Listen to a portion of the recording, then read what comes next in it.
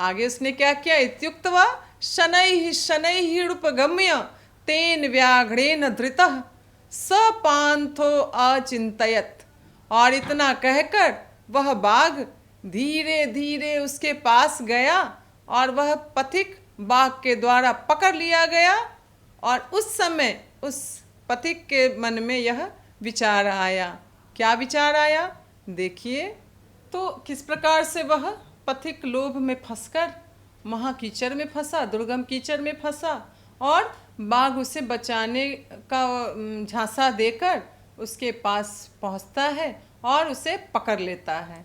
और पकड़ते हुए पथिक के मन में यह विचार आता है। क्या विचार आया, देखिए इस श्लोक के माध्यम से क्या कहा इसने, अवशेन्द्रिय चित्तानां हस्ति स्नानमिव क्रिया दुर्भगाभरण प्रायो ज्ञानम भारः क्रियां विना। समझ में आई बात? तो फिर से एक बार और सस्वर वाचन कर लेते हैं।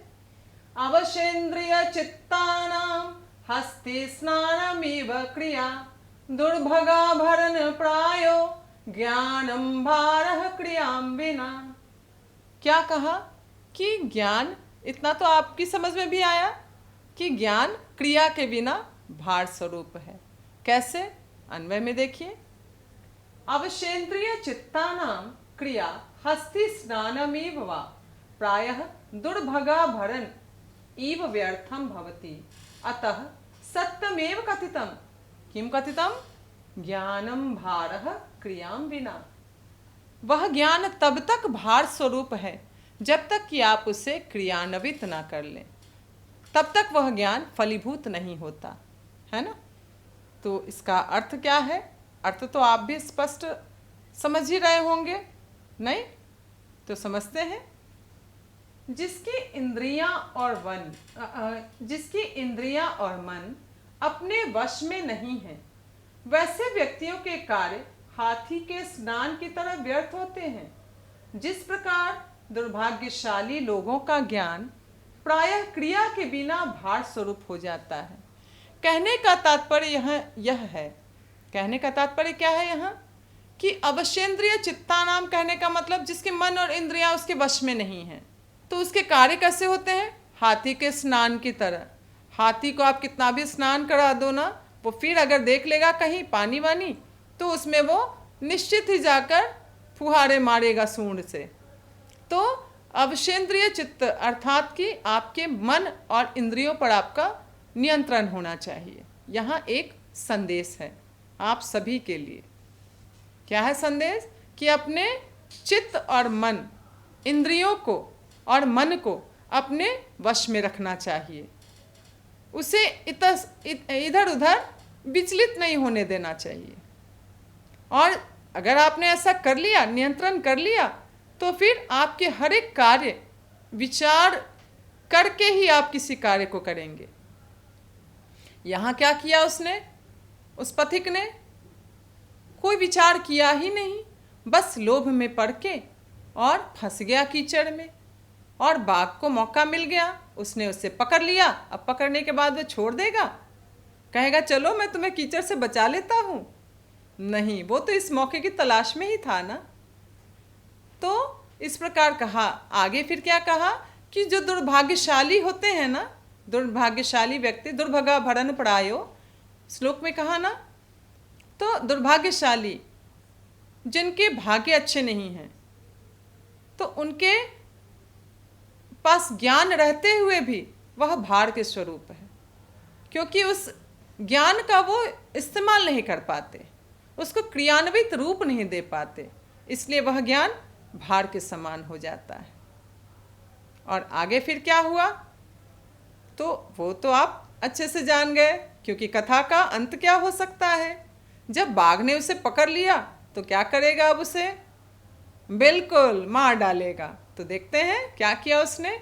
इति चिंतयन एव असौ व्याघ्रेण व्यापादितः खादितश्च। और जो पथिक पहले उसने सोचा कि भाग्य से ही ऐसा संभव है कि सोने का कंगन मिल रहा है, अब वही विचार कर रहा है कि क्या विचार किया? श्लोक में आपने देखा किस प्रकार उसने विचार किया कि जो अवशेंद्रिय चित्त वाले होते हैं, अर्थात जिनके इंद्रियां और मन वश में नहीं होते, उनके कार्य हाथी के स्नान के क्रिया के समान होते हैं। और आगे फिर उसने क्या विचार किया कि दुर्भाग्यशाली व्यक्तियों का ज्ञान जो है वह भार स्वरूप हो जाता है क्रिया के बिना। तो वो खुद को यहाँ दुर्भाग्यशाली भी कह रहा है। पहले उसने अपने आप को भाग्यशाली समझ लिया, और जब महाकीचड़ में फंसा, संकट में फंस गया, तो अपने को दुर्भाग्यशाली समझ लिया। तो इस प्रकार उसने यह विचार करते हुए बेचारा बाघ के द्वारा पकड़ा गया, मार डाला गया और खा लिया गया, और इस प्रकार से उस राही का अंत हो गया। अतः उच्यते, और इसीलिए कहा गया है बच्चों, क्या कहा गया है कि लालच का परिणाम जो होता है वह बहुत ही कष्टदायी होता है, दुखद होता है।